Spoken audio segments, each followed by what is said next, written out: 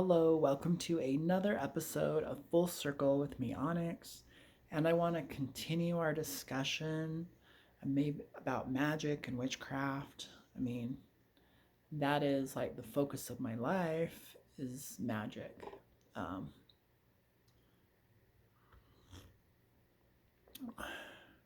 it's such a awesome thing to be magical or have a extrasensory perception. And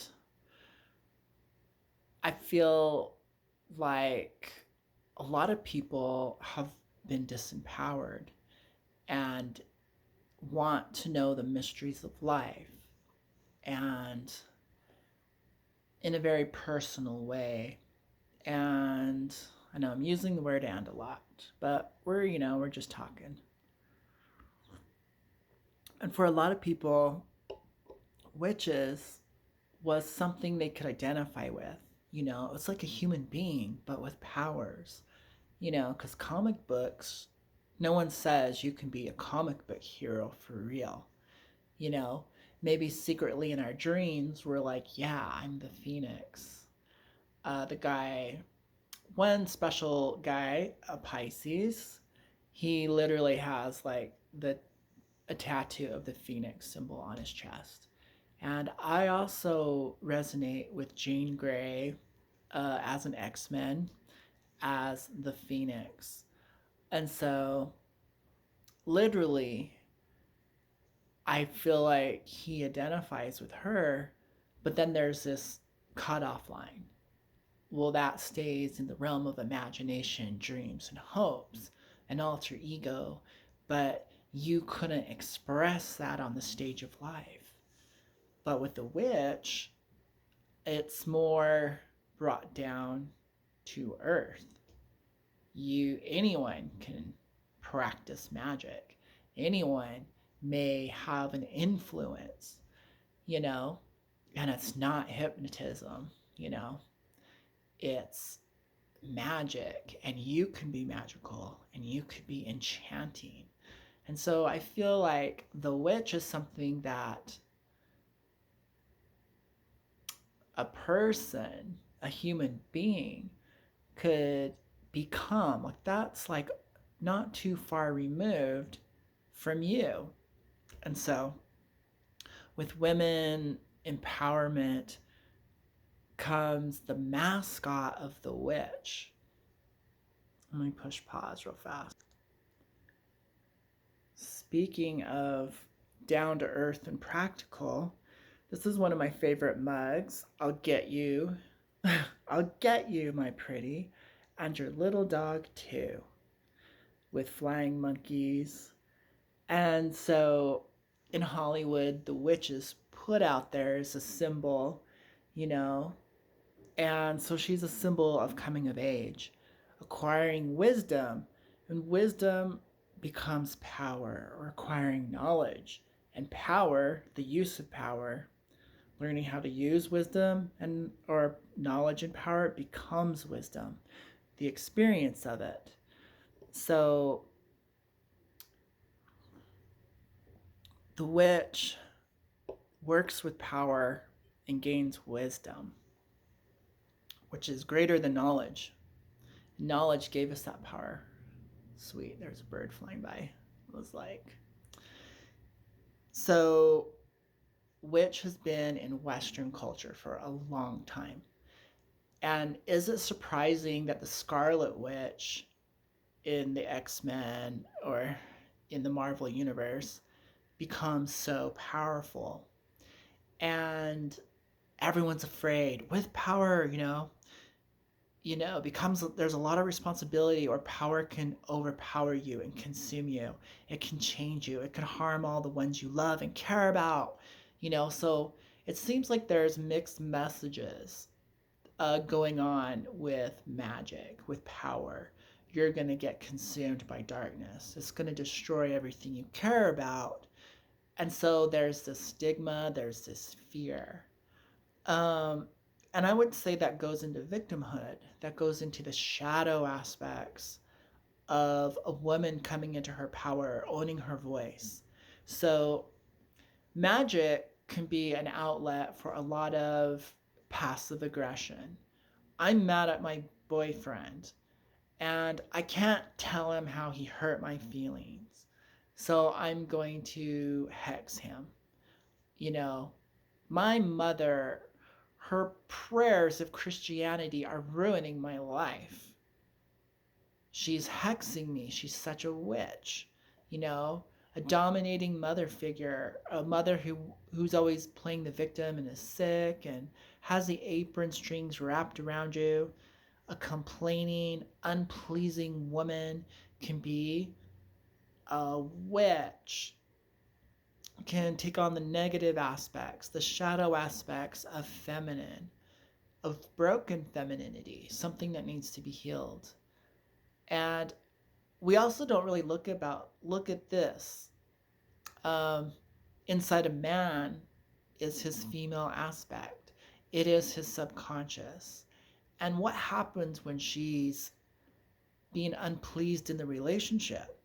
When his wife isn't mirroring back those positive characteristics of divine feminine goddess energy, he might turn to his own dark side, gossip, be petty, not participate, sabotage the relationship, undermine her power, put him in a good light.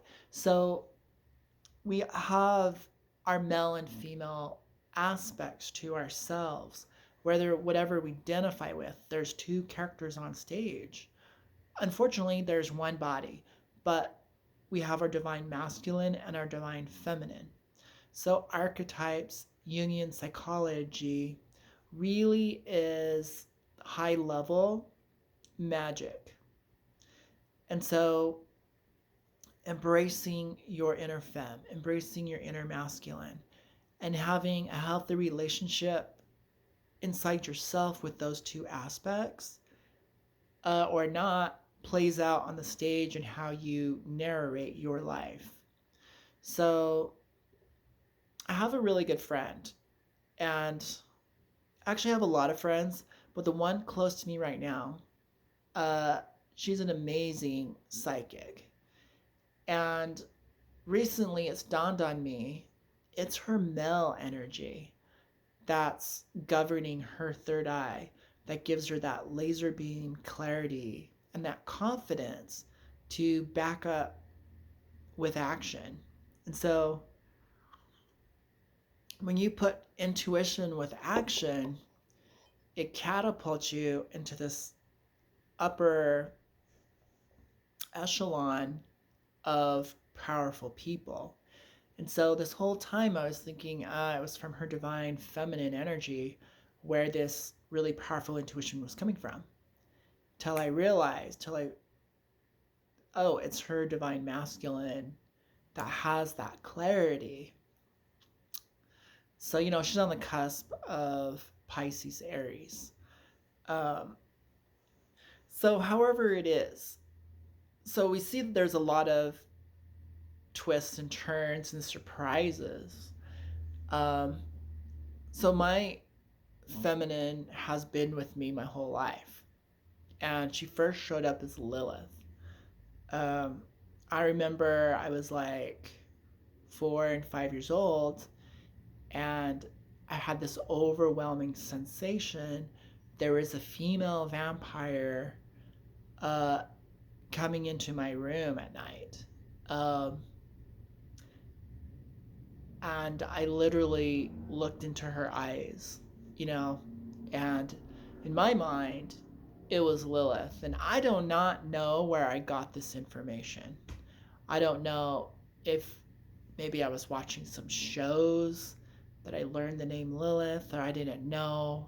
If I learned about maybe watching shows and seeing vampire women, their abilities versus male vampires and their abilities, I don't know. All I know is as a little kid, when I had that experience, that knowledge was there for me. So, in a weird way, instead of being afraid, I embraced it. I was like, oh, well, maybe this female is wanting to look after me, take care of me, check in on me. It's not all about this negative, superstitious stuff about, succubus, harm, danger. And so I twisted it around. Like, one of my favorite things to do to gain clarity is turn things on their head, flip them inside out, to look at it from another perspective. So the things I should be afraid of, I turn around and go, they're good. And the things that are good, I'll flip around and say they're bad. So what if angels were bad and demons were good? And this whole time we're taught otherwise, you know? So that's one thing I've always done. And I believe that happened, because people were saying gay men being gay, having feminine energy is bad growing up. And I'm like, well, I'm not a bad person. So maybe everything should be turned inside out, flipped on its head. Because if you're inside out about me, maybe the whole world is backwards, upside down, and inside out. So basically, unfucking yourself is a game I love to play. And I take that into all aspects of my life. Yes, come back to the witch. And let's talk about feminine energy empowered. Well, actually, I still want to talk about my divine dark goddess energy. So I just didn't choose, oh, you're gonna be part of dark feminine energy. That just naturally happened. I never really resonated with the positive, bright, warm, loving, benevolent mother figure. I didn't have one. My mom is an Aries with a Leo moon. Her moon is conjunct Pluto. So what I got was loud, controlling, emotional, demonstrative, strong, willful, powerful woman. So that was my normal. Something different would be sweet, soft, caring, in a serving way. Like, I got a different type of mother figure growing up, and so that shapes the way I see or interact with the goddess, and what I respect, and what I define as feminine and masculine, what I view as strength and what I view as weakness. So, but even without that, the next goddess to take the stage of my life was Kali. And what was really weird is I kind of was getting into yoga, out of high school. And I always wanted this Shiva statue. I'm like, who is this mysterious Shiva? I just started reading up on that kind of stuff. And I wanted a Shiva statue, and I wanted one, and it was going to be big, and I wanted it. And I literally manifested one. A teacher of mine years down the road had this giant copper Shiva statue. It was literally it was probably 2 feet tall. That's pretty big. And it was just given to me free. So it was probably easily worth, it was very well made. I'd probably say about $1,500. And I got it into my room, and I felt the presence of Shiva around me. And at that age, I really wasn't into gods and goddesses having major influence in my life. It was just kind of on the periphery, outside the circle of my awareness. And I was like, you know what? Something's wrong with this statue. Just very intuitive, very unconscious. I'm like, this needs skulls. This needs a ring of skulls.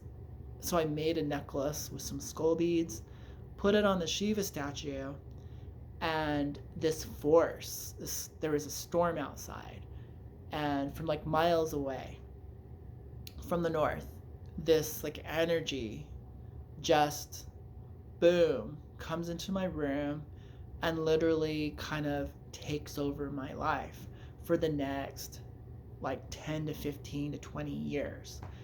And until that force left, I didn't realize that Kali was with me. And during the time when she was with me, I definitely had some encounters. Um, but she's always been a wonderful goddess figure for me. You know, powerful, strong, sexy, sweet, mothering, kind, protective. Um, but it wasn't something like I worshipped it. I wasn't doing it like religiously. Like I wasn't romanticizing it. I wasn't making it more than it was. It was just like, whoa, there's this sexy, wild woman in my life with blue skin and black hair and red lips. And she would manifest in different ways. Sometimes she would be petite, looking like she was from Thailand. Other times she was more curvy.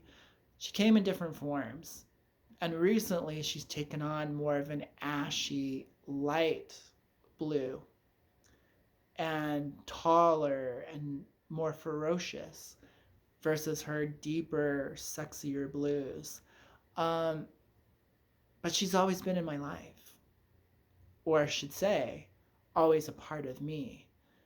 And I'm like, that's my feminine energy. Manifest. So I have to respect it. So whether we identify internally or externally, the fact is it's a part of your experience, whether it's just psychological or more or less, you know, whether it just takes the form of images you like the Kali Oracle deck or something like that. It's a all you can do is work with it, honor it, respect it. You may worship it if you feel like you need to, but I definitely don't do that. Nor do I feel like the gods ask for that. The gods for me just are. So, where do the archetypes live in our mind? They actually live in higher consciousness. So, you could view them as a lens where your own super consciousness, higher consciousness beams through, channels in this higher intelligence down into your experience. So they're containers of that higher energy of super consciousness, crown chakra level, if you perceive the gods that way. So they're an embodiment of higher consciousness. So dark goddesses, because I didn't know we were going to go this direction, dark goddesses have a lot to do with hidden, occultated things. And that includes the underworld, which includes death and the life of the soul after it's passed. So, life, death, rebirth, to connect that wheel of life and rebirth is death. So, it's a cyclical nature, it's a stage, it's not permanent. So, we look at Hecate, who guides the souls, helps them get acquainted with the underworld as they make their journey through it, you know, or stay there, who knows. And so, whether they're part of the dismemberment process, Kali, destruction.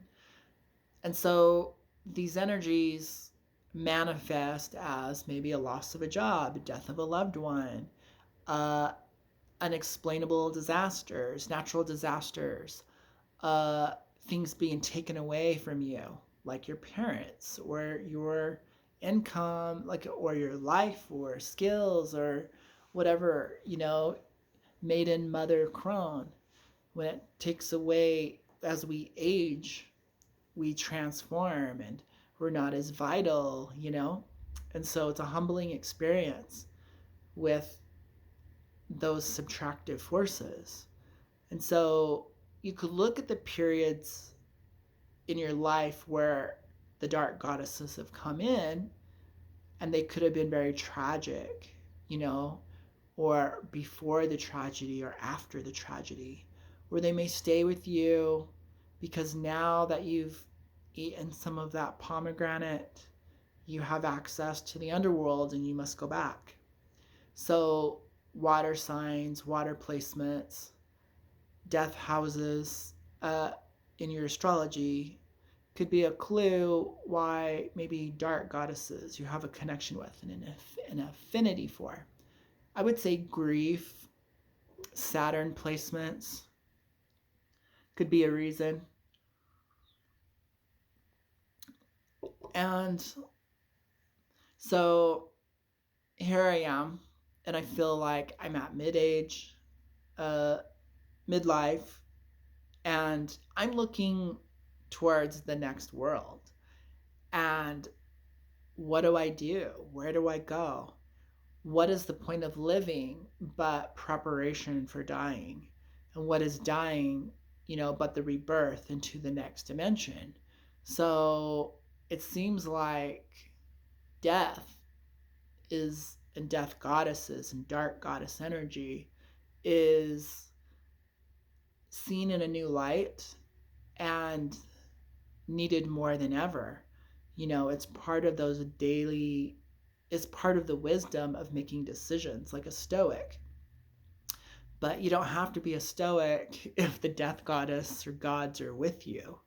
You know, sometimes I feel like I'm already dead and I am a ghost walking on the planet with, you know, in an avatar. I feel like that a lot actually.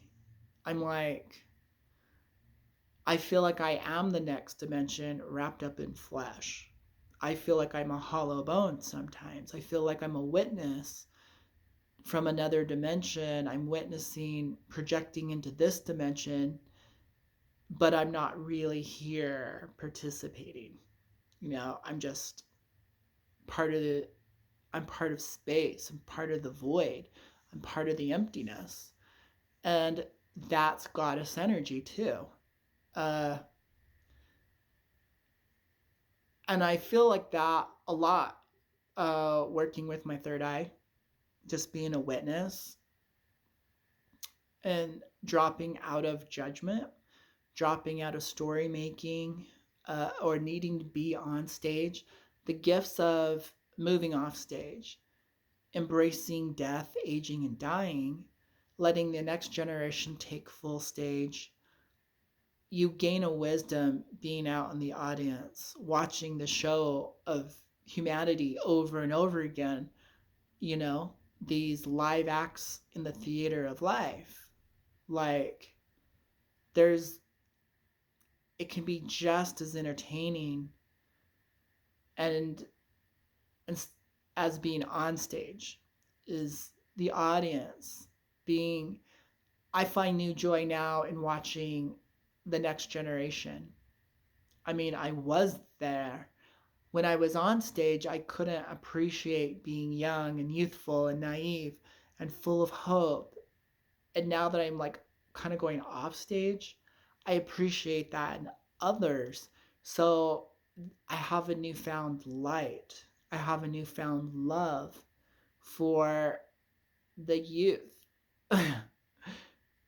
And it's, so yes, I like participating with them, but I really enjoy just being a witness, stepping off stage, letting them have full reign, you know, and I feel like there's a balance there.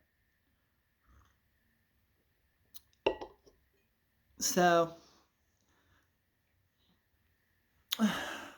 to wrap it up, witchcraft and magic doesn't have to be all about spells. It doesn't have to be all about that. You know, I really can't even put it all into words about it. You just embrace it. Like, just embrace it. I feel when you know you're you're united with the power of creation, life, death, and rebirth, when you feel that connection in your body, in the center of your being, as you develop that, uh, you upgrade, you evolve. And I really like what the way a witch evolves versus the way like a new ager or a spiritual metaphysical person is. You can transcend the whole love and light thing. You can transcend aliens. You can transcend these stories and or pick your story. Cause like I really like the path of the witch. Because to be one with the gods, it's not for everyone. And I really feel like you're chosen. Until you're chosen, you're preparing. And once you're chosen, you know, life's a different ball game. Like the universe serves you. And I feel like you're in service of the universe too. Like instead of co-creation, it's service on a really high level. It's like being once you break time, basically, uh, you're now a part of this. You're a different type of being, you know? It's like you see the world differently, life is lived differently if you can get out of the cycle of time. And I feel that is really important and maybe not talked about or clarified. Like through mystical arts, you can become immortal. Through self-awareness, finding the deity within you, you become immortal.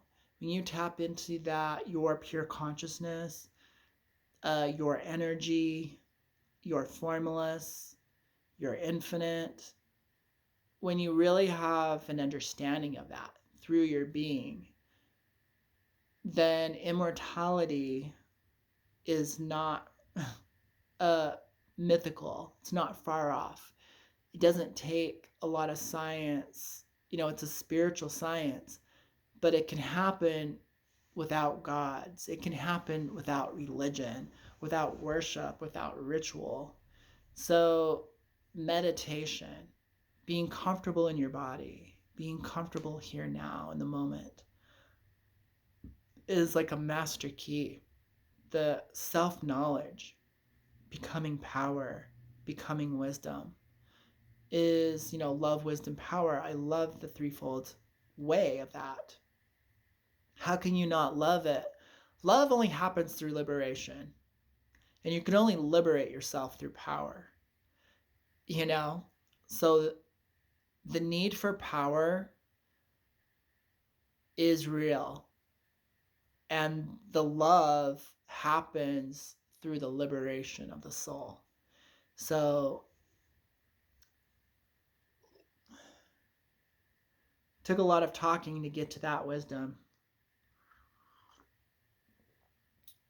But its liberation is freedom, which is expansion, which goes into joy, which goes into love and acceptance, and then transforms back into life and energy and happiness. So love turns into life, turns into creation.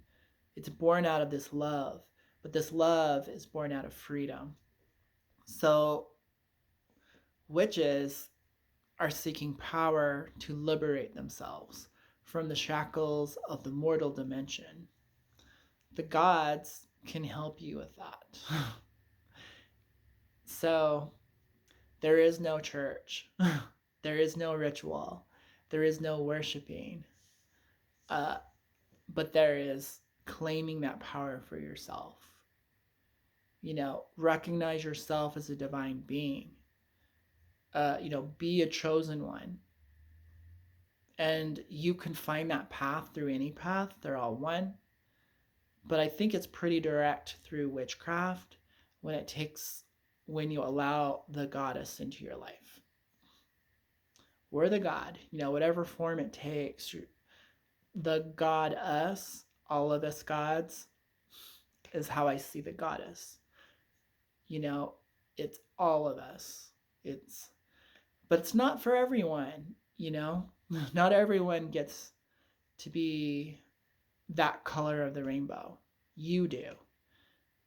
And it's an inner calling. No one can tell you, no one can point it out.